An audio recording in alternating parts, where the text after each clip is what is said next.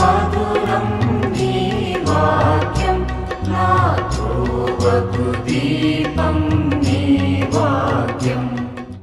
యేసు నామములో మీకు శుభములు సమృద్ధిగా కలుగునుగాక. మధురం నీ వాక్యం అనే కార్యక్రమానికి స్వాగతం. ఈరోజు మనము పరిశుద్ధ గ్రంథము, క్రీస్తు కేంద్రిత గ్రంథము అనే అంశాన్ని ధ్యానించుకుందామండి. మధురం మధురం నీ వాక్యం నా త్రోవకు దీపం నీ వాక్యం.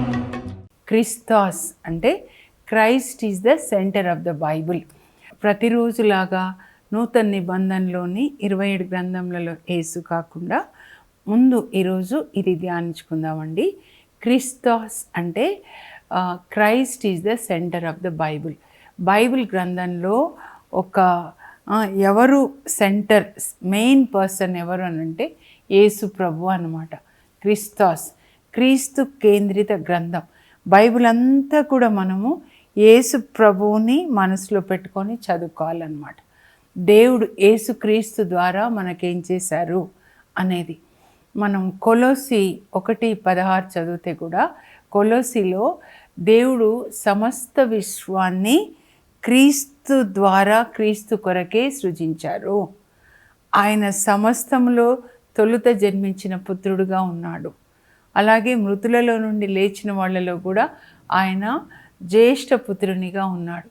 దేవుడు సమస్తాన్ని క్రీస్తు ద్వారా సృజించి మళ్ళా సమస్తాన్ని క్రీస్తు ద్వారా తనతో సమాధానపరుచుకున్నారు. చాలా ముఖ్యమైనదండి ఇది. ఆదిమ క్రైస్తవులు ఒక పాటలాగా పాడేవాళ్ళు అనమాట. కొలొస్సీ 1:15-20 వరకు మీరు చదువుకుంటే క్రీస్తు కొరకు. మనం యోహాను సువార్త చూస్తే యోహాను సువార్తలో కూడా ఆదిలో వాక్కు ఉండెనో, ఆ వాక్కు దేవుని యొద్ద ఉండెనో, తండ్రి దేవుడు. ఆ వాక్కు దేవుడై ఉండెనో, ఆ వాక్కు మానవులకు వెలుగాయనో, ఆయనలో జీవం ఉంది, ఆ వాక్కు మానవుడై మన మధ్య నివసించాడు. ఎందుకు ఆయన మానవుడయ్యాడు అంటే మనం శరీరంలో పాపం చేస్తాం కనుక, చేస్తున్నాం కనుక మన కొరకు ఆయన శరీర రూపం ధరించి ఆయన సిలువలో మరణించారు. పాప పరిహార బలిగా యెషయా 53:10లో వ్రాయబడినట్లుగా అన్నమాట. సో ఈరోజు ఏంటి మన టాపిక్ అంటే, పాత నిబంధనలో ఏదైతే చెప్పబడిందో యేసుక్రీస్తు గురించి, అది నూతన నిబంధనలో యేసుక్రీస్తు ద్వారా నెరవేర్చబడింది అన్నమాట. ఇదే బైబిల్ అంతా ఒక్క మాటలో చెప్పండి అంటే, to put it in a nutshell అంటారు. ఏంటి అనంటే, పాత నిబంధన ఉంది, క్రొత్త నిబంధన ఉంది. పాత నిబంధనలో ఏదైతే చెప్పబడిందో యేసు ప్రభు గురించి, జీసస్ గురించి, అదంతా క్రొత్త నిబంధనలో నెరవేరింది. 350 ప్రవచనాలు ఉంటాయండి పాత నిబంధనలో యేసుక్రీస్తు గురించి. అవన్నీ నెరవేరాయి అన్నమాట. ఇంకా నెరవేరవలసినవి ఉన్నాయి. మొదటి రాకడ గురించి 300 నెరవేరాయి ప్రవచనాలు. ఇంకా రెండవ రాకడ ఇంకా నెరవేర్చబడవలసినవి ఉన్నాయి కదా, చివరి ప్రకటన గ్రంథం వరకు అన్నమాట. అందుకే అది కూడా ఇప్పుడు చదవాలి. ఇప్పుడు అక్కడికే వచ్చేసాం మనం. ఆ యుద్ధాలు చూస్తూ ఉన్నాం. మత్తయి సువార్త 24లో యేసు ప్రభువే చెప్తారు, చివరి రోజులలో యుద్ధాలు, మోసాలు, కరువులు, రోగాలు, ప్రజలు పతనమైపోతారు, నైతిక విలువ లేకుండా, ప్రేమ లేకుండా కఠినమైపోతారు అని చెప్తారు కదా. అనేకుల మరి విశ్వాసం కూడా చల్లారిపోతుంది, ప్రేమ చల్లారిపోతుంది, మనుషులు పతనం అయిపోతారు. ఇంకా నిజమైన దైవజనులకి హింసలు, మిమ్మల్ని హింసిస్తారు, మిమ్మల్ని చంపుతారు అని చెప్తారు. తర్వాత ఇంకా సూర్యచంద్ర తారకల్లో మరి మార్పులు కనబడతాయి. అప్పుడు పరలోకం నుండి మహామహిమతో మనుష్య కుమారుడు వస్తాడు అని యేసు ప్రభు చెప్తారు. తర్వాత అంజూరపు చెట్టు చిగురించటం మీరు చూస్తారంటే ఇజ్రాయెల్ దేశం అండి. క్రీస్తు శకము 70లో అది నాశనం చేయబడుతుంది రోమా చక్రవర్తి టైటస్ చేత. మరలా అది మ్యాప్లో ఉండదండి. ఇంకా 70 తర్వాత ప్రపంచ మ్యాప్లో ఐడెంటిటీ ఉండదు, వాళ్ళు చెదరగొట్టబడతారనమాట. ఇంకా ఎప్పుడు మళ్ళా ఫామ్ అవుతుందంటే 1948లో, అంటే ఈ మధ్య కదండి మనకి స్వాతంత్రం వచ్చిన తర్వాత నెక్స్ట్ ఇయర్ అన్నమాట. అప్పుడు మరలా ఇజ్రాయెల్ దేశం ఫామ్ అవుతుందన్నమాట, ఏర్పడుతుంది. దాన్నే అంజూరపు చెట్టుతో పోల్చి యేసుప్రభు చెప్తారు. అంజూరపు చెట్టు చిగురించుటను మీరు చూసినప్పుడు ఆయన, ఆ మనుష్య కుమారుడు వాకిటనే ఉన్నాడు, సమీపంలోనే ఉన్నాడని తెలుసుకోండి. మన ఇంటికి ఎవరైనా వస్తారంటే వాకిట్లోకి వచ్చారంటే ఇంక లోపలికి వచ్చినట్లే కదండి. వాకిట్లో ఉన్నారంటే ఇంక వచ్చినట్లే. సో ఇప్పుడు 1948 నుంచి మనం అలర్ట్గా ఉండాలి. ఆయన భూమి మీదకి రాబోతున్నారు. ముందు మేఘాల్లోకి వస్తారనమాట. 1 తెస్సలోనిక 4:16లో మనం చూస్తాం. ఆయన ఆర్భాటంతో, ప్రధాన దేవదూత షద్బంతో, దేవుని బూరతో ఆయన వస్తాడు పరలోకం నుంచి. అప్పుడు మనం మనకంటే ముందు నిద్రించిన వాళ్ళు ముందు లేవనెత్తబడతారు. అప్పటికి సజీవులుగా ఉన్న మనము మేఘముల మీద ఆయన దగ్గరికి మనం కొనిపోబడతామన్నమాట. అది ఆయన రాస్తారు, అది పౌలు రాస్తాడండి. సో ఇవన్నీ కూడా నెరవేరుతున్నాయి. ఇంకా ఇప్పుడు ప్రకటన గ్రంథంకి వస్తే 6వ అధ్యాయం నుంచి అన్నమాట ఒక్కొక్కటి నెరవేరుతూ ఉన్నాయి. తర్వాత మెల్లమెల్లగా మీరు ఇంకా వెళ్తూ ఉంటే 7వ అధ్యాయంలోకి వచ్చినట్లయితే మరలో ఇంకొకసారి మరి ఇజ్రాయెల్ ప్రజలు సువార్త కొరకు అభిషేకించబడతారు. 144,000 మంది అన్నమాట. ముందు కూడా 120 మంది కదండి. 12 మంది అపోస్తులు పరిశుద్ధ ఆత్మని పొందుతారు, సువార్త బోధిస్తారనమాట. వాళ్ళ వల్లే మనం రక్షించబడ్డాం. మన దేశానికి మరి తోమా గారు వస్తారు 52లో. అలా ఇంకా ఒకటొక్కటి మీరు ముందుకు పోతూ ఉంటే 13వ అధ్యాయంలో యేసు ప్రభు మేఘాల్లో వచ్చినప్పుడు సంఘం ఎత్తబడుతుంది కదా. అప్పుడు అంత్యక్రీస్తు పరిపాలన ప్రారంభమవుతుందన్నమాట. అది 13వ అధ్యాయంలో ఉంటుంది. తర్వాత తెస్సలోనిక 2లో మరి పౌలు ఏం రాస్తాడంటే యేసుక్రీస్తు అప్పుడు మేఘాల్లోంచి ఇంకా భూమి మీదకి వచ్చేస్తాడు. దాన్ని బహిరంగ రాకడ అంటారు. మేఘాల్లోకి రావడాన్ని రహస్య రాకడ అంటారు. ఎవరు ఎత్తబడ్డారో వాళ్ళ కూడా తీసుకొని వచ్చేస్తారు. వచ్చేసి తన నోటి ఊపిరి చేత ఆ అంత్యక్రీస్తుని సంహరిస్తారు అని 2వ తెస్సలోనికలో 2వ అధ్యాయంలో పౌలు రాస్తాడండి. ఇవన్నీ మనము తెలుసుకొని యేసుప్రభు 2వ రాకడ కొరకు మనం సిద్ధంగా ఉండాలన్నమాట. ఆ తర్వాత యేసుప్రభు మరి సాతాన్ని కొంతకాలం బంధించి, ప్రకటన 20లో ఉంటుంది, బంధించిన తర్వాత ఇంకా ఆయన 1000 సంవత్సరాల పరిపాలన అన్నమాట. 1000 సంవత్సరాల పరిపాలన. ఆయనతో పాటు ఎత్తబడిన సంఘము, పరలోకం నుంచి వచ్చినటువంటి పరిశుద్ధులు క్రీస్తుతో రాజ్యమేలక జయించు వారిగా మార్చను. మనందరం ఆయనతో కలిసి రాజ్యం వెళ్తామండి. అప్పుడు తర్వాత ఇంకా ఈ సాతాన్ పుత్రుడు ఆయనని విడిచిపెడతారనమాట. కొంతకాలం విడిచిపెడతారు. అయితే దానికి ముందే యేసుప్రభు వచ్చినప్పుడు నోటి ఊపిరి చేత సంహరిస్తాడు కదా. ఎవరినంటే సాతాన్ పుత్రుడు అంత్యక్రీస్తు అనమాట. 2వ తెస్సలోనిక 2వ అధ్యాయంలో చెప్పబడింది. ఆ తర్వాత అసత్య ప్రవక్త, ఫాల్స్ ప్రాఫెట్ అనమాట. మనం ప్రకటన 13లో రాయబడినట్లుగా వీళ్ళిద్దరిని అగ్నిగుండంలోకి వేసేస్తాడు. ఇంకా యేసుప్రభు 1000 సంవత్సరాల పాలన తర్వాత ఈ సాతాన్ని కొంతకాలం బంధించిన సాతాన్ని విడిచిపెడితే గోగు మాగోగు ఇంకా అనేక దేశాల నుంచి అనేక మందిని పోగు చేసుకొని దేవుని యొక్క పట్టణం యెరూషలేము మీదకి యుద్ధానికి వస్తాడనమాట. అంటే రష్యా నుంచి మాగోగు అంటే రష్యా నుంచి అనమాట. అప్పుడండి 1000 సంవత్సరాల తర్వాత ఆ అధ్యక్షుడు అనేక దేశాల నుంచి తీసుకొని వస్తాడు. అయితే అప్పుడు యేసు ప్రభు మరి యుద్ధం చేస్తారు, హర్మగెద్దేని యుద్ధం అనమాట. జకరియా 14:4లో ఆయన ఒలీవ కొండ మీదకి వస్తాడని ఉంటుంది. అప్పుడు దేవుడు ఏం చేస్తారంటే చూడండి, ప్రకటన 20లో పైనుంచి అగ్నిని కురిపించి ఈ సాతాన్తో పాటు వచ్చిన వాళ్ళందరినీ కూడా ఆయన సంహరిస్తాడంట. అంటే ఇజ్రాయెల్ దేశం మీదకి యుద్ధానికి వచ్చిన వాళ్ళు దీన్నే యుద్ధము యావేది అంటారు. అంటే దేవుడు ఇజ్రాయేల్ ప్రజల పక్షాన ఆయన యుద్ధం చేస్తారండి. మొదటి యుద్ధం పాత నిబంధనలో దాదాపు 9 యుద్ధాలు లిఖించబడ్డాయి. అవి ఒకసారి చెప్పాలని ప్రేరణిచ్చారు ప్రభు. మొదటిది ఏంటంటే ఫరో అతని సైన్యము ఎర్ర సముద్రం రెల్లు సముద్రాన్ని దాటుతున్నప్పుడు ఇజ్రాయేల్ ప్రజల వెనకాల పడతాడు, వెంటాడతాడు. దేవుడు ఏం చేస్తారు, ఇజ్రాయేల్ ప్రజలు ఎర్ర సముద్రం దాటిన తర్వాత ఇంకా నీళ్లు వాళ్ళ మీద పొంగి పొరలి వాళ్ళు ఆ నీళ్ళలో మరణించేలాగా చేస్తాడు ఫరోని అతని సైన్యాన్ని. ఇప్పుడు కూడా మన శత్రువులను ఆయన అట్లా చేయాలండి. అందుకే యావే యుద్ధశూరుడు యెహోషువ గ్రంథంలో యేసుప్రభు ఎవరంటే యావే యొక్క సైన్యాధిపతి.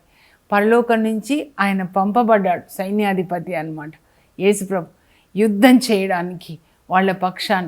అందుకే యెహోషువ కూడా చూడండి అన్ని యుద్ధాలు గెలుస్తాడనమాట. వాళ్ళు ఇంకా యెహోషువ 10వ అధ్యాయంలో చూస్తే 5 దేశాలు వాళ్ళ మీదకి దాడి చేస్తే అప్పుడు దేవుడు పరలోకం నుంచి వడగండ్ల వాన కురిపిస్తారండి శత్రువుల మీద. యుద్ధం చేయడం వల్ల మరణించిన శత్రువుల కంటే దేవుడు వడగండ్ల వాన కురిపించి నందువల్ల మరణించిన వాళ్ళు ఎక్కువ అని ఉంటుంది. దేవుడు మన పక్షాన యుద్ధం చేయాలన్నమాట.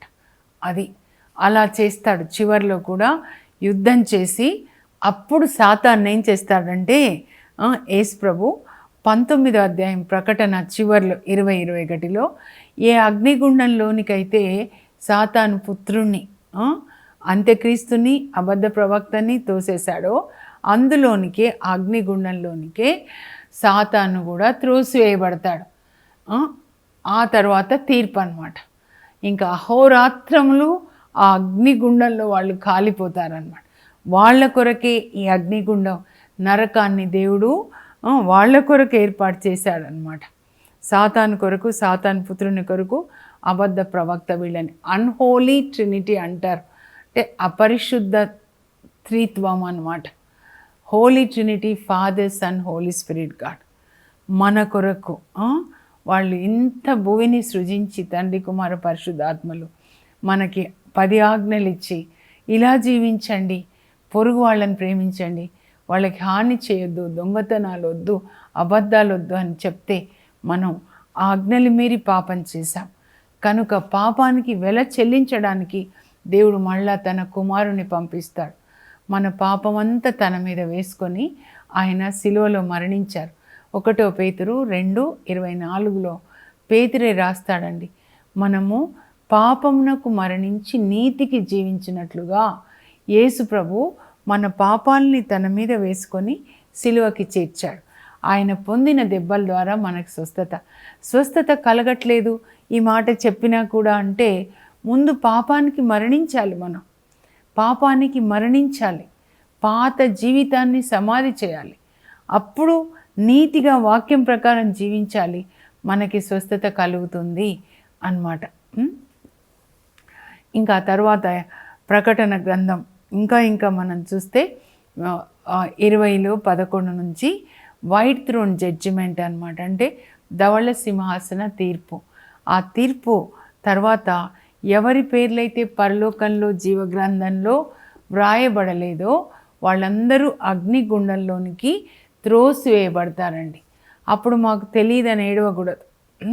ఎందుకంటే యేసు ప్రభు లేదా తండ్రి దేవుడు బోధించినవి, పరిశుద్ధాత్మ బోధించిన వాటిని మనం జీవించాలి. ఇది జీవగ్రంథం. ఈ వాక్యం ప్రకారం జీవిస్తే మన పేర్లు పరలోకంలో జీవగ్రంథంలో రాయబడి మనం పరలోకానికి వెళ్తాం. నాకు తెలీదు అని చెప్పకూడదు. మీరు అమెరికా వెళ్ళాలి, మీ పిల్లలు ఉన్నారంటే ఎయిర్పోర్ట్కి వెళ్ళిన తర్వాత మరి టికెట్ ఏది, పాస్పోర్ట్ ఏది, వీసా ఏది అంటే నాకు తెలియదు అంటే వాళ్ళు లోపలికి రానిస్తారా? భూమి మీదనే ఒక దేశం నుంచి ఇంకో దేశానికి లేదా ట్రైన్ ఎక్కాలి అంటే మన దగ్గర టికెట్ ఉండాలి కదండి, లేకపోతే కాదు కదా. అలాగే పరలోకానికి వెళ్ళాలంటే మనము ఇలా జీవించాలని పరలోకం నుంచి యేసుక్రీస్తు వచ్చి మనకి బోధించారు కనుక మనం దీన్ని పాటించాలి. నేను మత్తయి 5, 6, 7 అధ్యాయాలు చెప్తాను ఎప్పుడు.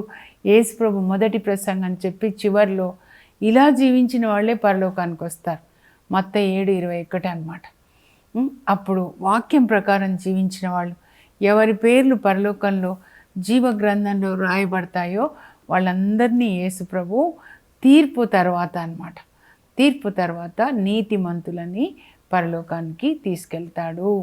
మత్తయి 25లో 46లో ఉంటుందన్నమాట. నీతిమంతులు నిత్య జీవంలో ప్రవేశిస్తారు, దుష్టులు సాతాను కొరకు వాడి దూతల కొరకు ఏర్పాటు చేయబడిన నిత్య నరకాగ్నిలోనికి వెళ్తారు. దేవుని చిత్తం కాదండి. మనము అగ్నిలో నరకంలో వెళ్ళి కాలడము దేవుని చిత్తం కాదు. మన కొరకు ఇంత విశ్వాన్ని సృజించి, తల్లి కడుపులో మనల్ని సృజించి, మన శరీరాన్ని 9 నెలలు 10 రోజులు ఒక్కొక్క కణాన్ని సృజించి, మన ఆత్మని పరలోకంలో సృజించి, ఈ లోకంలో దేవుని రాజ్యాన్ని స్థాపించి తిరిగి మళ్ళా పరలోక తండ్రి ఇంటికి, అది మన ఇల్లు అన్నమాట, మళ్ళా వెళ్ళిపోవాలి. అదే మన ఇల్లు, అక్కడే మనల్ని సృజించారు, ఇక్కడ పని చేయడానికి పంపించారు, భూమి మీద పనిచేసి మళ్ళీ వెళ్ళిపోవాలి. యేసు ప్రభులాగా, అపోస్తుల్లాగా, పునీతుల్లాగా ఎవరు ఈ భూమి మీద ఉండలేదు. సృజించిన యేసు ప్రభువే ఉండలేదు కదండి. మనం ఎలా ఉంటాం చెప్పండి? మనం ఇది వర్క్ ప్లేస్, పని చేసి మనం వెళ్ళిపోవాలి. అదే అన్నమాట. అప్పుడు పరలోకంలో ఎలా ఉంటుంది ఒకసారి మీరు చదవండి. 22వ అధ్యాయం. పరలోకంలో దేవుని సింహాసనం క్రింద నుంచి జీవజల నది ప్రవహిస్తూ ఉంది. ఆ నదికి 2 వైపులా జీవవృక్షాలు 12 నెలలు కాయలు కాస్తాయి. మనము అక్కడ దేవుని సన్నిధిలో ఆయన వెలుగులో మనం ప్రకాశిస్తూ, ఆయనని స్తుతిస్తూ, ఆ జీవవృక్షపు ఫలాల్ని ఆస్వాదిస్తూ సంతోషంగా ఎప్పటికీ ఇంక అక్కడ ఉంటాం. ఈ లోకంలో 1000 సంవత్సరాలు అయితే పరలోకంలో ఒక్క రోజుతో సమానం అంట. అంటే 20 సంవత్సరాలు ఈ లోకంలో అంటే ఒక అర్ధగంట. ఇప్పుడు నేను 60+ అంటే నేను 1.5 గంట భూమి మీద ఉన్నాను. తర్వాత ఎంత ఉంటానో తెలీదు. ఎప్పుడు పిలిస్తే అప్పుడు వెళ్ళిపోవాలన్నమాట. వెళ్ళిపోయే వరకు ఈ దేహంతో దేవుణ్ణి మహిమపరచాలి. Whether I live or die, Christ will be exalted in my body. అది నాకు చాలా ఇష్టం అండి. పౌలు చెప్పిన మాట, నేను జీవించిన మరణించిన ఈ శరీరమందు క్రీస్తు మహిమపరచబడతాడు. For to me to live is Christ, to die is gain అంటాడు. నా వరకైతే బ్రతుకుట క్రీస్తే అంటాడనమాట. సో క్రీస్తు కేంద్రిత గ్రంథము అని ఇదంతా చెప్పానండి. ఆది కాండంలో యేసు ప్రభు ఎవరు అంటే స్త్రీ సంతతి, స్త్రీ సంతతి నీ తల చితగొడుతుందని దేవుడు ఆ సర్పంలో ఉన్న సైతానికి ప్రవచనం ఇస్తాడు. అంటే మరియ తల్లికి జన్మించిన యేసుక్రీస్తు సాతాను తలను చితగొడతాడు. వాడి కుట్రలు అన్నీ కూడా అన్నమాట. కొలొస్సీ 2:14లో నెరవేరుతుంది. తర్వాత నిర్గమకాండంలో పాస్క గొర్రెపిల్ల అంటారు. 12వ అధ్యాయం అండి. వాళ్ళు కూడా గొర్రెపిల్ల, పాస్క గొర్రెపిల్లని వధించి రక్తాన్ని ద్వారబంధాలకి పూసి మాంసాన్ని భుజిస్తారు. ఈ పాస్క గొర్రెపిల్ల యేసు ప్రభు మన కొరకు సిలువలో మరణించాడు క్రీస్తు శకం 30లో. ఆయన రక్తము ద్వారా మనకి పాప క్షమాపణ, ఆయన మరణము పాప పరిహార బలి అయింది. ఇవంతా కూడా పౌలు, యోహాను వీళ్ళంతా రాస్తారండి. యేసు రక్తం మనల్ని ప్రతి పాపం నుంచి కడిగేస్తుంది. ఆయన సిలువ మరణం ద్వారా దేవుడు మనల్ని తనతో సమాధానపరుచుకున్నారు. తన కుమారుని సిలువ మరణం కొలొస్సీ 1లో ఉంటుందండి, 18-20 వరకు అన్నమాట. అట్లా అక్కడ పాస్క గొర్రెపిల్ల అని చెప్పబడ్డారు. అంటే Jesus was hidden in the old testament but he is revealed in the new testament. పాత నిబంధనలో ఆయన దాచబడ్డాడు, నూతన నిబంధనలో ఆయన బయలుపరచబడ్డాడు. ఇప్పుడు నేను మ్యాప్ ద్వారా మీకు వివరిస్తా అండి. Christ is the centre of the Bible. మనకి పాప క్షమాపణ, పరిశుద్ధాత్మ, పరలోకం అన్నీ కూడా క్రీస్తు ద్వారానే. కనుక క్రీస్తుని దాటి మనం ఎటు వెళ్ళకూడదు. మన ఆరాధన అంటే క్రీస్తు వాక్యాన్ని విని విధేయించాలన్న. క్రిస్తాస్ మన జీవితానికి, విశ్వానికి ఆయన కేంద్రితం అన్నమాట, central point. Christ is the centre of the Bible. అంత జ్ఞానంలోకి మనం రావాలి. పాత నిబంధన క్రీస్తు ద్వారా నూతన నిబంధనలో నెరవేర్చబడింది. పరిశుద్ధ గ్రంథము క్రీస్తు కేంద్రిత గ్రంథం. Christus, Christ is the centre of the Bible.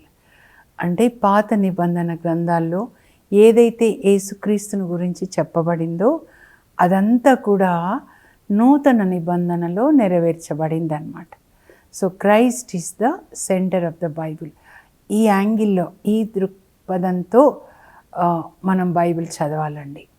ఇక్కడ ఆది పంచకం అంటే 5 గ్రంథాలు మోషే రాస్తాడు కదండి. ఇక్కడ ఆది కాండంలో యేసు ప్రభు స్త్రీ సంతతిగా మనకి దర్శనమిస్తారనమాట. సో మరియ తల్లికి ఆయన జన్మిస్తారు కదండి. గలతీ 4:4లో కాలము పరిపూర్ణమైనప్పుడు దేవుడు తన కుమారుణ్ణి పంపించాడు. ఆయన ఒక స్త్రీ ద్వారా జన్మించారు. తల చితగొడతాడు శిలువ మీద.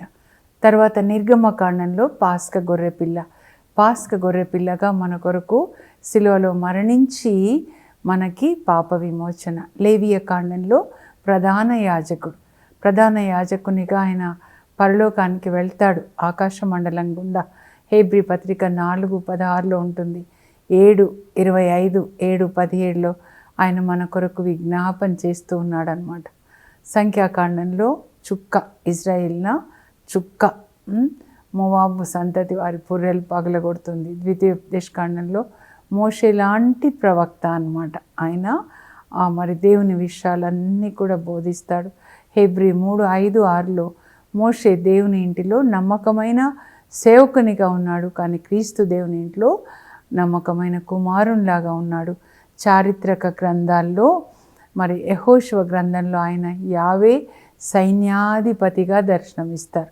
మన పక్షాన్ని యుద్ధం చేస్తారు. మనం కూడా చెప్పుకోవాలి, నేను కూడా చెప్పుకుంటాను, మీరు నా సైన్యాధిపతి కనుక నా పక్షాన్ని యుద్ధం చేసి శత్రువులందరినీ సంహరించండి అని. ఆ తర్వాత ఇంకా యోబు గ్రంథంలో ఆయన మన విమోచకుడు, కీర్తనల గ్రంథంలో మన మంచి కాపరి, ఆ తర్వాత ప్రవక్తల గ్రంథాల్లో ఆయన యెషయా గ్రంథంలో సమాధానకర్తగా ఆయన మనకి దర్శనమిస్తాడు. మరి మలాకి గ్రంథంలో నిబంధన దూత 3వ అధ్యాయంలో ఉంటుందన్నమాట. 1 ఏమో యోహాన్ గురించి, 2లో ఈయన నిబంధన దూత, ప్రభు దూతగా దర్శనమిస్తారు. ఇవన్నీ కూడా అందుకే ఇక్కడ సెంట్రల్ పాయింట్ పెట్టాను చూడండి. అన్ని గ్రంథాలు యేసుక్రీస్తులో నెరవేరుతాయి కనుక క్రీస్తే సమస్తం. క్రీస్తు ద్వారానే పాప క్షమాపణ, అన్నీ కూడా పరిశుద్ధాత్మని పొందడం, అన్ని వరాలు క్రీస్తు ద్వారానే, పరలోకము, పునరుత్థానము. కనుక క్రీస్తునే మనం ఆరాధించాలంటే ఆయన బోధించింది మనం పాటించాలి. అలా ఇక్కడి నుంచి చూడండి, మత్తయి సువార్తలో ఆయన పాత నిబంధనలో చెప్పబడిన మెస్సయ్య ఈయన అంటాడనమాట. ఆయన సేవక రూపం దాల్చినటువంటి దేవుని కుమారుడు, servant son of God. Philippi 2లో అలాగే తప్పిపోయిన దాన్ని వెదకి రక్షించే ఆయన మనుష్య కుమారుడు. తప్పిపోయిన దాన్ని వెదకి రక్షించడానికి వచ్చాడు. యోహాన్ సువార్త దేవుని యొక్క వాక్కుగా ఉన్నాడు. పౌలు లేఖల్లో అన్నీ మనం చూస్తాం. యేసుక్రీస్తు రోమా 5లో ఏంటి అంటే ఆయన మన నీతి, యేసు రక్తంలో కడగబడి మనం ఆయన నీతిగా ఉన్నాం. ఇక్కడ ప్రధాన యాజకుడు మన కొరకు తండ్రి కుడి ప్రక్కన ప్రార్థిస్తున్నాడు. హెబ్రీ 7:25లో ఉంటుందన్నమాట.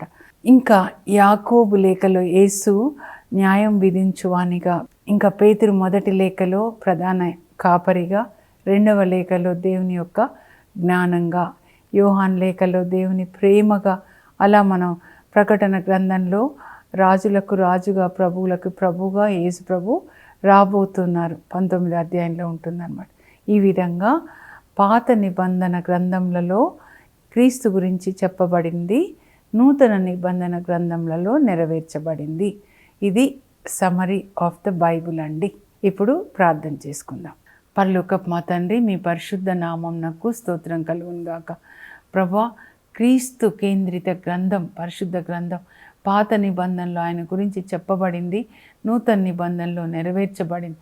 అదంతా మా మేలు కొరకే ప్రభా.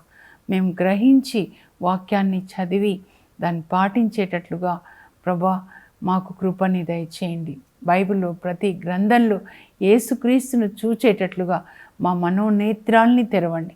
యేసు నామంలో అడుగుచున్నాం తండ్రి, ఆమెన్.